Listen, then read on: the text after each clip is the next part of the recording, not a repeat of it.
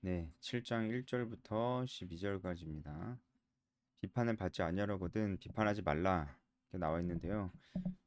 지금까지는 그러니까 6장까지는 뭔가 하나님과의 관계 속에서 개인의 경건 속에서 개인적으로 좀 지켜야 될 것들에 대해서 많이 나왔다면 여기서부터는 이제 대인 관계 속에서 일어나는 일들이고요. 특히 이제 상대방을 판단하는 일에 대해서 좀 얘기하고 있습니다. 일단은 전체적으로 어, 계속해서 사람이 사람을 판단하는 것에 대해서 그러지 말아라. 이렇게 얘기하시는데 이것은 궁극적으로 무엇을 가리키냐면 사람은 사람을 판단할 수 없다는 것을 가르치고요. 사람이 사람을 판단하는 것 자체가 교만이다라는 거죠. 그 얘기는 뭡니까? 사람 중에 사람을 정확하게 판단할 수 있는 사람은 아무도 없다는 겁니다. 오직 하나님만이 사람을 정확하게 판단하시고 그러므로 정죄하실 수 있는 권한도 하나님에게 있다는 것이죠. 그러니까 우리는 우리 이웃에 대해서 판단할 수 있는 존재는 아닙니다. 우리가 뭐 이제 그렇다고 아예 이제 저 사람이 어떤 사람이다 아예 우리가 모른다는 건 아니고요. 어, 우리가 어느 정도 삶의 열매를 보고 알 수는 있죠. 하지만 정확하게 판단할 수는 없다. 왜냐하면 우리는 사람의 마음을 모르기 때문입니다. 그래서 하나님만이 아신다. 그러니까 우리가 쉽게 비판하면 안 된다. 그런 의미에서 쉽게 비판하면 안 된다라는 것이니까요. 여기서 비판한다는 것은 굉장히 정죄한다는 의미가 있겠죠. 어, 그 실제로 이때 유대 사회에서는 사람들을 정죄하는 풍조가 굉장히 만연했다고 합니다. 왜냐하면 아무래도 이제 율법을 굉장히 중요하게 여기고 율법의 어떤 근본 정신보다는 그 외형적인 것들에 대해서 중요하게 여겼기 때문에 사람들을 쉽게 정죄하는 풍조가 아주 만연했다고 합니다. 그런데 거기에 대해서 예수님께서 지적하시는 거니까 정말 사람들에게는 굉장히 신선하고 또 놀라운 이야기였겠죠. 어, 그래서 우리도 막 흔히 막 이제 율법주의 이러잖아요. 특히 어떨 때 우리가 그런 용어를 많이 쓰냐면은 너 왜 이렇게 맨날 늦냐? 그렇게 맨날 늦어가지고 뭘 할 수 있겠냐? 이렇게 막 혼내면은 율법적이다. 막 이런 얘기를 많이 쓰는데 그런 표현은 또 우리가 주의해야 될 필요가 있어요. 반은 맞고 반은 틀리죠. 이제 반은 맞죠. 이제 늦는 것만으로 막 이제 그 사람을 판단하면 안 되죠. 특히 이제 정죄하면은 정말 안 되죠. 하지만 반은 틀리죠. 늦으면 안 되죠. 예. 에, 늦으면 그것을 가지고 이제 분명히 그 공동체 안에서 정해진 규율이 있는데 늦은 거라면 그래도 계속 지속적으로 늦는 거라면 그렇게 뭔가 얘기를 듣는 것이 또 겸허히 받아들여야 될 부분이지 그것을 냉소적으로 율법적이다 이렇게 얘기할 수는 없는 것입니다. 그래서 우리가 율법적이다라고 할 때는 실제로 유대인들은 사람을 정죄하는 용도로 율법을 썼다. 근데 그래서는 안 된다. 그런 의미에서 비판하지 말라라고 말씀을 하시는 겁니다. 특히 비판 받지 않으려거든 비판하지 말라 이 말씀을 하시는 건요. 결국은 누군가를 정죄할 때 사실 나도 정죄받을 만한 사람이라는 것을 말씀하시려는 겁니다. 그러니까 우리가 누군가를 정죄할 수 없는 이유는 우리가 상대방을 타인을 정확하게 판단할 수 없어서 정죄할 수 없는 것도 있고 또 동시에 우리 스스로도 너무나 정죄받을 사람이기 때문에 우리가 누군가를 정죄할 자격이 없다라는 것을 얘기하시는 것이죠. 2절 너희가 비판하는 그 비판으로 너희가 비판을 받을 것이요 너희가 헤아리는 그 헤아림으로 너희가 헤아림을 받을 것이라. 이 말씀도 맞죠? 너희가 비판하는 그 비판으로 너희가 비판을 받을 것이다. 비판을 받을 것이다 하면은 누가 그 사람을 비판한다는 겁니까? 바로 하나님입니다. 이 비판이라는 단어는 굉장히 법적인 용어입니다. 판결하고 어, 그것을 집행하는 이제 법적인 용어예요. 예, 어, 이 법적인 용어가 쓰였다는 것도 비판을 단순히 그냥 어떤 사람에 대해서 그 사람의 단점을 얘기하는 게 아니고 정말 법적으로 정죄하는 마음으로 얘기를 하는 것이죠. 그렇죠? 그래서 우리가 만약에 누군가를 그렇게 한다면 그 사람을 하나님께서 심판하실 것이라는 거죠. 그러니까 우리가 누군가를 심판할 자격이 없다라는 말씀입니다. 너희가 헤아리는 그 헤아림으로 너희가 헤아림을 받을 것이다. 사실 이 헤아린다는 것은요 경제적인 용어입니다. 이제 물건을 거래하거나 할 때 이제 무엇인가를 기례를 재다, 어떤 양을 재다 할 때 이 단어가 헤아린다라는 이 단어가 쓰이는데 무엇인가 거래하고 할 때도 이 양을 재거나 기례를 재거나 돈을 세거나 하는 이런 어, 그런 것들을 이제 헤아리는 것이 중요하잖아요. 정확하게 헤아려야 되잖아요.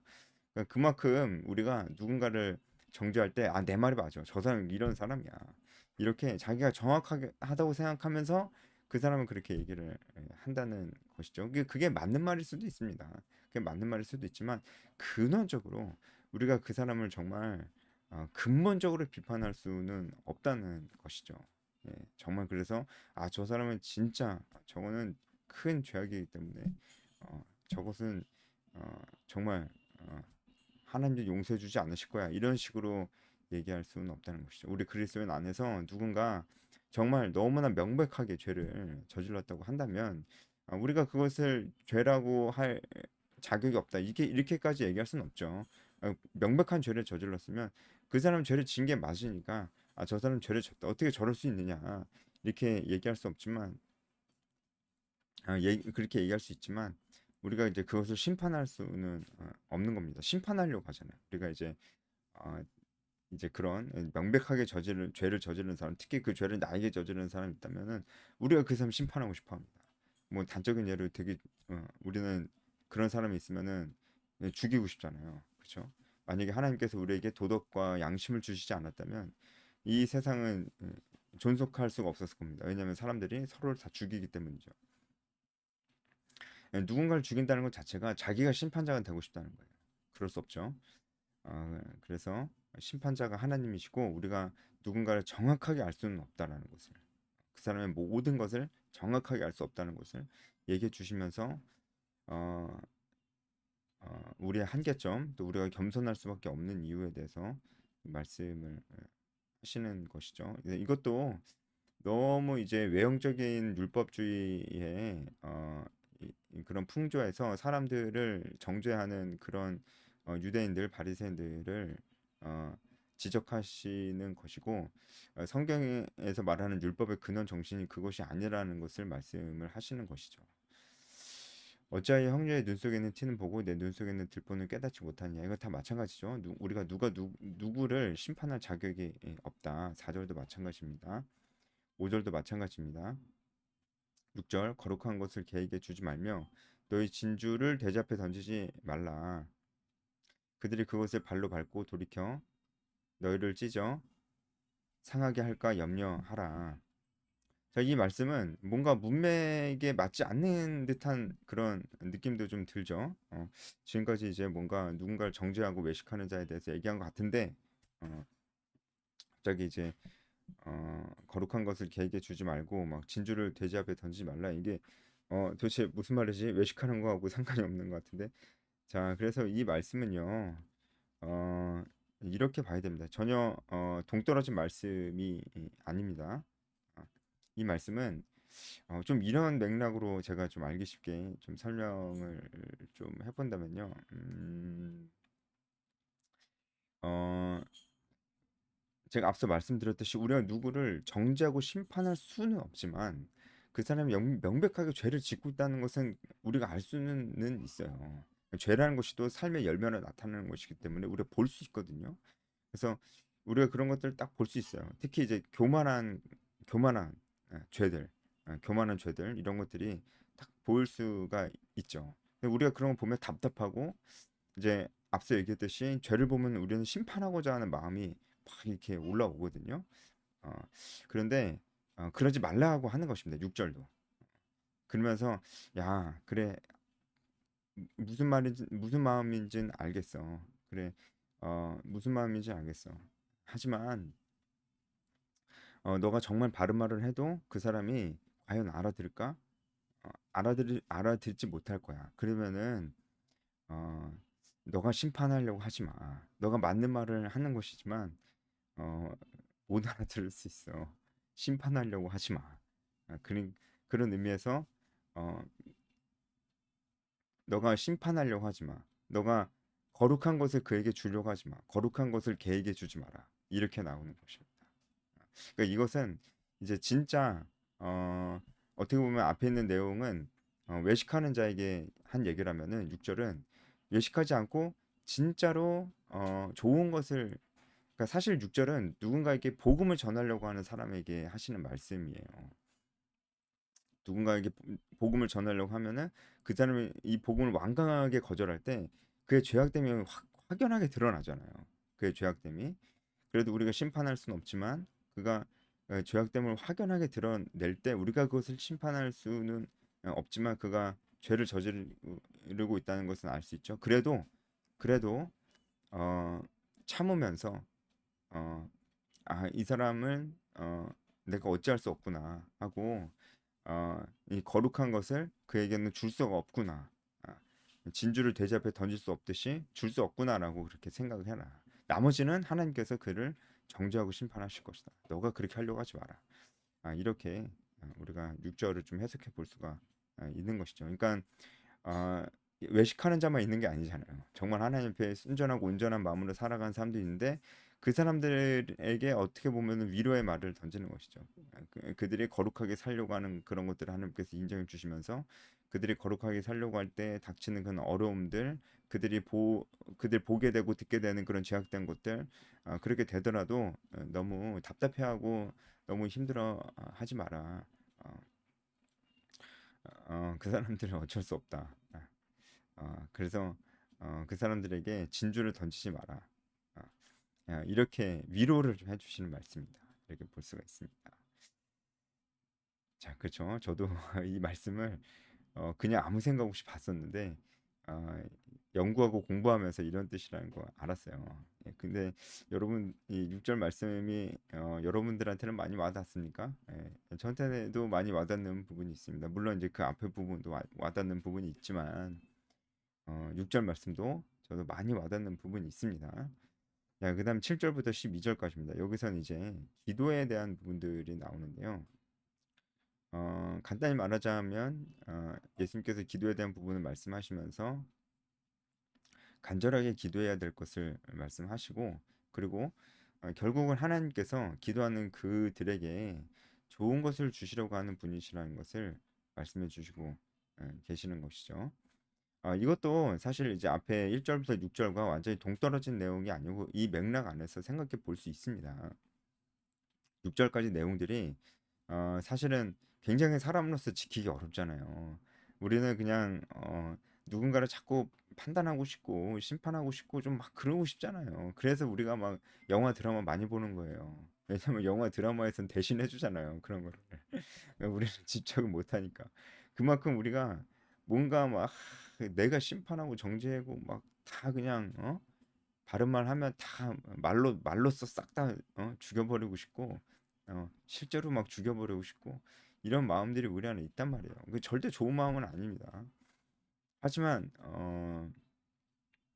우리가 그렇게 살아야죠. 그렇죠? 그런데 우리가 정말 이 불가능해 보이는 이런 삶을 살려면은 결국은 기도해야 된다라는 것이죠. 그런 의미에서 7절부터 12절까지 무엇인가를 구하라고 말씀하시는데 여기서 구하라는 것은 단순히 자신의 어떤 정욕대로 구하라는 것은 아니겠죠. 이 맥락에서 보면은 정말 하나님 뜻대로 살아가는 것이 이렇게 힘든데 너희가 구해라. 그리하면은 너희가 그렇게 살아갈 수 있을 것이다. 누군가를 정죄하지 않고 정말 미워도 용서하며 그렇게 살아갈 수 있을 것이다라는 것을 말씀해 주시는 것이겠죠. 7절부터 그렇게 봐야 되겠죠.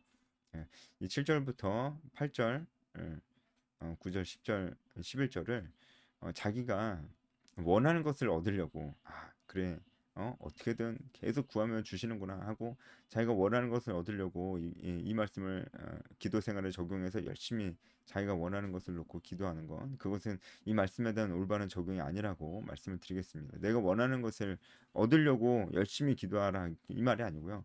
하나님 뜻대로 기도하라 이겁니다. 하나님 뜻대로. 그러면 주실 것이요.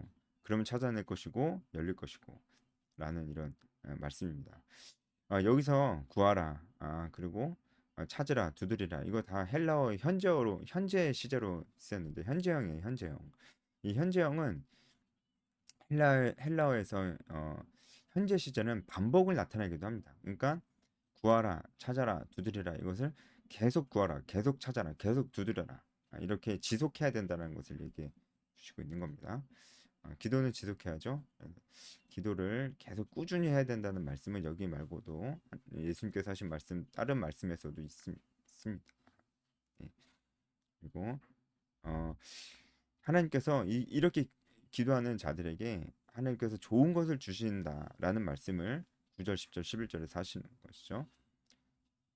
떡을 달라는데 돌을 주며 생선 달라는데 뱀을 주겠느냐. 예, 떡, 생선을 다 먹는 것이고 돌, 뱀은 다 먹을 수 없는 것이에요. 대조를 하면서 하나님께서 반드시 너희들에게 주신다라는 말씀을 하시는 거죠. 특히 이제 우리에게 필요한 것들도 우리에게 진짜 필요한 것이라면 하나님께서 주신다. 예, 떡, 생선 다 먹는 것이잖아요. 무엇을 먹을까, 무엇을 마실까, 무엇을 입을까 염려하지 말라. 이 모든 것을 너에게 더하시리라 이렇게 말씀하셨던 그 말씀이랑 같은 뜻이죠. 너희가 악한 자라도 좋은 것으로 자식에게 줄 알거든 하물며 하늘에 계신 너희 아버지께서 구하는 자에게 좋은 것으로 주시지 않겠느냐. 이것도 뭔가 반어법을 사용하시면서 악한 자도 자식에게 좋은 것으로 주시는데 하나님께서 자기 하나님의 자녀에게 좋은 것으로 주시지 않겠느냐. 이렇게 하나님의 마음이 어떤지, 우리를 향한 하나님의 마음이 어떤지 말씀해 주시는 거죠. 누가복음에는 이 부분이 하늘에 계신 너희 아버지께서 구하는 자에게 성령을 주시지 않겠느냐 이렇게 나옵니다. 결국은 성령이 가장 좋은 것이니까요. 이렇게 나옵니다. 그리고 12절로 마무리가 됩니다. 그러므로 무엇이든지 남에게 대접을 받고자 하는 대로 너희도 남을 대접하라. 이것이 율법이요 선지자니라. 율법이요 선지자는 이제 성경 전체입니다. 성경 전체. 성경 전체의 뜻이 바로 남에게 대접받고자 하는 대로 남을 대접하라라는 것입니다. 여기서 대접받고자 하는 대로 대접하라라는 것은 내가 이렇게 대접받고 싶으니까 내가 이렇게 대접하면 날 이렇게 대접해 주겠지 이렇게 계산적으로 대접하라는 건 아니고요. 내가 어, 남에게 선한 대우를 받기를 원한다는 그런 마음으로 그에게 그걸 기대하진 말고 그런 마음으로 내가 그 사람을 그렇게 선하게 대해라. 이렇게 말씀하신 거예요. 우리가 이 말씀은 굉장히 유명해서 황금률이라고도 부르는 그런 말씀이죠. 12절 이렇게 마치는 이유는 단순히 이제 기도에 관한 말씀만 마치면서 마치는 말씀이 아니고요. 12절 말씀은 지금까지 말씀들을 한번 정리하면서 하시는 말씀입니다. 그렇죠. 총 정리하면서 하시는 말씀입니다. 계속해서 율법의 외형적인 것보다 율법의 근원적인 정신, 그 마음에 대해서 계속해서 강조해서 말씀을 하셨잖아요. 그래서 결국은 우리가 우리 마음속에 내가 쉽게 말해서 나의 마음과 정신이 다른 사람을 향하여 율법의 정신을 지킨다는 측면에서 다른 사람을 향하여 온전하려면 어떻게 해야 되냐? 쉽게 말해서 너가 대접받고 싶은 대로 대접해라. 이렇게 내가 사람들에게 어떤 선한 대우를 받고 싶지라고 생각을 했을 때 우리가 우리 마음속에 정말 선한 것이 있는지 없는지도 알 수 있고 다른 사람에게 어떻게 선하게 대해야 되는지도 알 수 있잖아요. 그러니까 이 말씀은 결국은 율법의 외형적인 것보다 율법의 정신, 마음, 하나님을 향한 마음, 다른 사람을 향한 마음을 강조하는 율법의 근원 정신을 지금 정리하고 있는 것이고, 그리고 결국은 이 율법의 근원 정신을 잘 지킬 때, 이 하나님의 뜻이 다른 사람을 향한다는 거, 다른 사람을 사랑하게 되고, 다른 사람을 향한다는 것, 이것도 말씀하고 계시는 겁니다. 네, 오늘 여기까지 하겠습니다.